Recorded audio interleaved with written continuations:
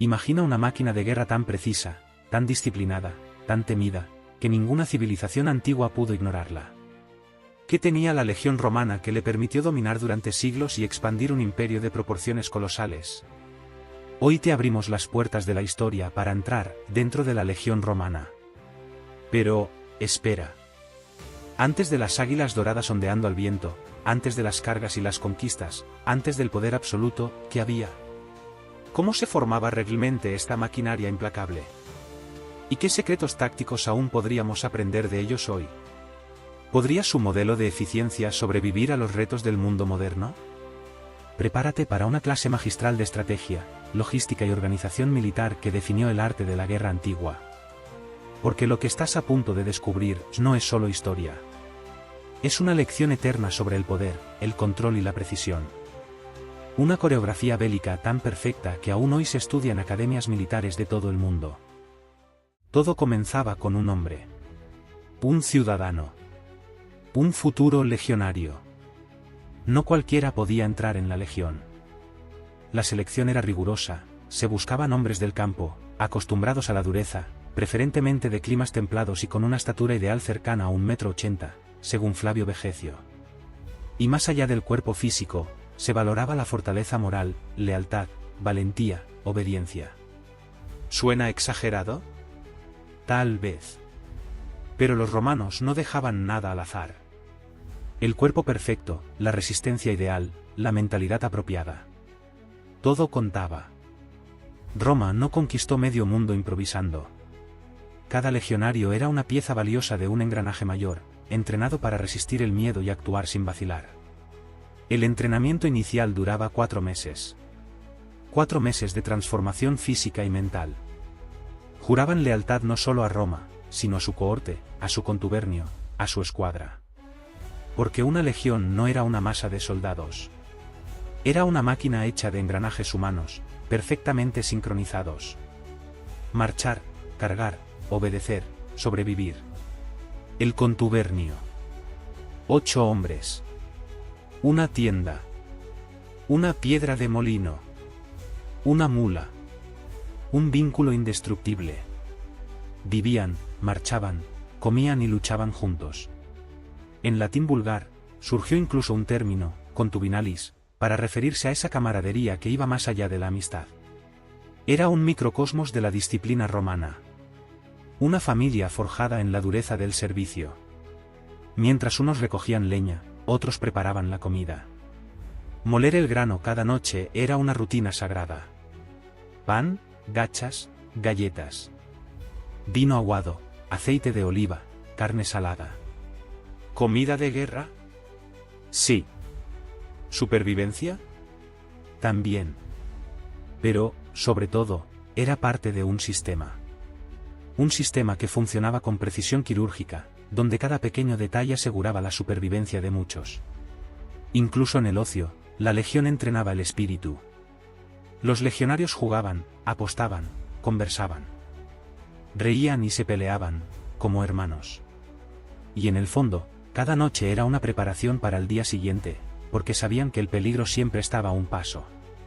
Pero el contubernio, a pesar de su unidad, no servía para el combate. Entonces, ¿cómo se ensamblaba la legión para la guerra? ¿Dónde comenzaba la verdadera arquitectura militar? La respuesta está en la siguiente pieza del rompecabezas, la centuria. Una centuria. 80 hombres. 10 contubernios. Y una estructura de mando clara y jerarquizada. Al frente, el centurión. Hombre de experiencia, disciplina de hierro y autoridad absoluta dentro de su unidad. ¿Y su segunda mano? El aptio. Encargado de la retaguardia y de hacer cumplir cada orden. El tesserarius, responsable de las contraseñas y la coordinación nocturna. El signifer, portaestandarte y administrador de la paga. Y el cornicularius, encargado del pase de lista, la música y los mensajes. Juntos, estos oficiales daban vida y coherencia a la centuria. Sin ellos, el caos. Con ellos, una pequeña república de orden y poder. 10 centurias forman una cohorte. Y aquí es donde la legión empieza a mostrar su verdadero músculo. porque cada cohorte no era solo un grupo de combate, era una unidad operativa autónoma. Casi una mini legión en sí misma.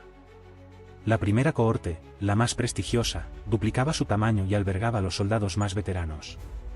La organización era tan meticulosa que incluso los animales estaban registrados. Mulas para el transporte, esclavos militares para el apoyo. ¿Sabías que se estima una mula por cada 5 soldados? ¿Y que el campamento requería hasta 660 tiendas para albergar a toda una legión? Eso sin contar las tiendas médicas, de oficiales y almacenes. Y no solo eso. El mantenimiento del orden, la contabilidad del equipo, las raciones, el pago y la moral, todo estaba bajo control. Una cohorte podía levantar un campamento, tomar una posición y defenderla sin necesidad de refuerzos durante días. Pero todo esto no significaría nada sin un elemento clave, el movimiento. Porque una legión estática no conquista. ¿Cómo se movía entonces esta mole humana y logística sin perder el control? ¿Qué tan vulnerable era durante la marcha? Imagina movilizar una ciudad entera cada día. Así era mover una legión. Una columna viva y palpitante, con miles de soldados, animales y carros desplazándose al unísono. La marcha no era solo movimiento. Era supervivencia en territorio hostil. Era disciplina en acción. Todo comenzaba con los Pekjelters, exploradores encargados de reconocer el terreno. Luego venía la vanguardia, unidades ligeras, escudos al frente. Detrás, los oficiales, vigilando cada movimiento. El grueso de la legión avanzaba con un ritmo marcado, los estandartes ondeando al viento. En la retaguardia, el Aptior y sus hombres mantenían la cohesión y disciplina. Una legión en movimiento podía extenderse por más de 3 kilómetros. ¿Te imaginas lo vulnerable que era un ejército así? Un ataque inesperado podía causar caos si no se mantenía el orden. Por eso cada paso estaba planeado. Cada pausa, cada cambio de terreno, cada cruce de río tenía un protocolo. Cada legionario cargaba cerca de 20 kilos, gladies, pilum, escudo, armadura, utensilios, herramientas, raciones. Y además, sus pertenencias personales. Las mulas, fieles compañeras, cargaban lo más pesado, tiendas, estacas, piedras de molino. Los carros transportaban la artillería, balistas, escorpiones, onagros. Hasta 15 carros podían acompañar a una sola legión. Durante la marcha, la legión no solo avanzaba. Construía. Cada noche se levantaba un campamento con fosos, empalizadas, torres. Era una rutina, pero también un acto de protección. La velocidad no era lo más importante. Lo era la preparación. Y por si fuera poco, la logística. Los scribae, o escribas, llevaban el control de raciones, equipos, bajas. Los medici, médicos militares, montaban hospitales móviles con carpas, camillas y hasta carros de ambulancia. Cada cohorte tenía un médico. Y junto a ellos, los fabri, ingenieros, construían puentes, reparaban armas y gestionaban el transporte. Pero por más perfecta que fuera la marcha, el verdadero juicio venía con el sonido del cuerno. La batalla. Allí se revelaba si tanto esfuerzo, tanto entrenamiento, tanto orden, realmente valían la pena. La batalla. El momento supremo. La razón de ser de toda esa maquinaria humana y logística. Cuando el enemigo se divisaba en el horizonte y el sonido grave del cuerno resonaba, el caos comenzaba a tomar forma, pero para la legión, ese caos era predecible. Domado. Controlado. El despliegue estándar de la legión seguía una lógica estratégica, 3 líneas principales. En la primera, las cohortes más experimentadas del ala izquierda y derecha. En la segunda, el soporte. Y al fondo, las reservas. La tercera línea, muchas veces formada por las cohortes élite y la caballería auxiliar, estaba lista para reforzar o contraatacar. ¿Sabías que una legión podía desplegar más de 600 metros de frente y más de 100 de profundidad? Era un mar de escudos brillantes y lanzas relucientes. Y en el centro, ondeando sobre todos, el águila. El estandarte más sagrado. Perderla era peor que la muerte. Los legionarios formaban a una distancia exacta. 1 metro de ancho, 2 de profundidad por soldado. detrás de cada uno, compañeros listos para cerrar filas. Las formaciones podían variar, en línea para el choque, en cuña para romper filas, en testudo para resistir flechas. ¿Y qué pasaba si algo fallaba? Entonces, entraban las vexillationes. Pequeñas unidades móviles que actuaban como bomberos del combate. Refuerzos rápidos, tropas de choque, fuerzas de flanqueo. La legión podía improvisar, sin perder la estructura. Y eso no era todo. La artillería romana jugaba un papel silencioso pero devastador. Las balistas lanzaban proyectiles con precisión milimétrica. Los escorpiones disparaban virotes largos capaces de atravesar escudos. Las onagros, catapultas pesadas, lanzaban rocas del tamaño de una cabeza humana. Todo esto ocurría mientras los oficiales observaban. El legatus, el comandante general, y los tribunos controlaban la batalla desde la retaguardia, enviando señales con estandartes y cuernos. El centurión, siempre al frente, era la voz del orden. Cada decisión contaba. Cada error costaba vidas. Pero cuando todo funcionaba, la legión no avanzaba. Arrollaba. Pero incluso la victoria más brillante dejaba una pregunta, ¿y después? ¿Qué pasaba cuando las armas se guardaban y la tierra se llenaba de cuerpos? ¿Qué quedaba cuando el eco de la batalla se extinguía? Tras la batalla, cuando las espadas se enfundaban y el polvo se asentaba, la legión regresaba al refugio más vital de todos, el campamento. Pero no hablamos de un refugio cualquiera. Hablamos de una ciudad móvil, una fortaleza planificada al milímetro, un epicentro logístico y estratégico de poder militar. Las castras no eran solo refugios. Eran estructuras temporales o permanentes que reproducían el modelo urbano de Roma, calles rectas, cuadrículas, zonas delimitadas.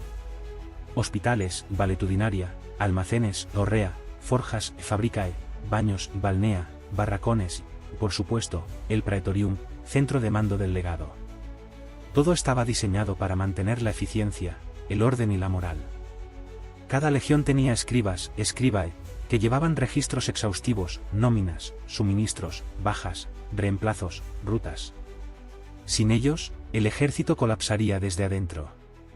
También estaban los medici, médicos militares que operaban en tiendas quirúrgicas. Se calcula que cada cohorte contaba con al menos un médico y varios asistentes. Y no olvidemos a los fabri, los ingenieros. Ellos construían, reparaban, planificaban. Desde puentes hasta catapultas.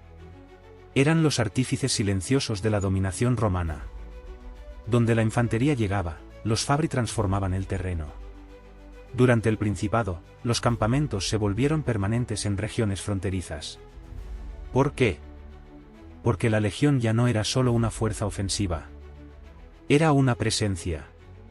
Un símbolo de poder. Un núcleo de romanización. Muchos de estos campamentos evolucionaron en ciudades, Colonia, Viena, Estrasburgo, Belgrado, todas tienen un origen militar romano. Y dentro del campamento, la vida continuaba. Se entrenaba diariamente. Se hacían simulacros de combate. Se realizaban ceremonias religiosas. Se entregaban castigos y recompensas. Porque la moral era tan importante como la disciplina. Un legionario desmoralizado era tan peligroso como uno mal armado. El legatus legionis, normalmente un miembro de la clase senatorial, estaba al mando. Lo asistían 6 tribunos. Juntos formaban el alto mando de la legión, una mezcla de experiencia militar y ambición política. Porque en Roma, el campo de batalla era también una plataforma para ascender en el poder. Pero más allá de los muros del campamento, del orden perfecto y la maquinaria aceitada, quedaba la pregunta que ha desafiado a imperios enteros: ¿puede una estructura tan compleja resistir el paso del tiempo? Hemos atravesado siglos y marchado junto a miles de hombres que forjaron un imperio.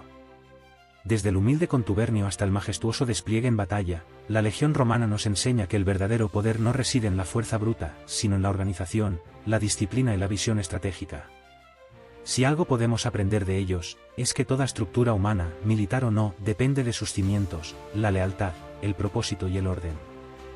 Porque incluso en la antigüedad, el futuro se construía con precisión. ¿Te ha fascinado este viaje al corazón militar de Roma? Entonces no olvides suscribirte a Portales al Pasado, darle like al vídeo y compartirlo con otros amantes de la historia. Deja en los comentarios qué otro aspecto de la civilización romana te gustaría explorar, y prepárate, porque esto apenas comienza. Hasta la próxima, y que el espíritu de Roma te acompañe.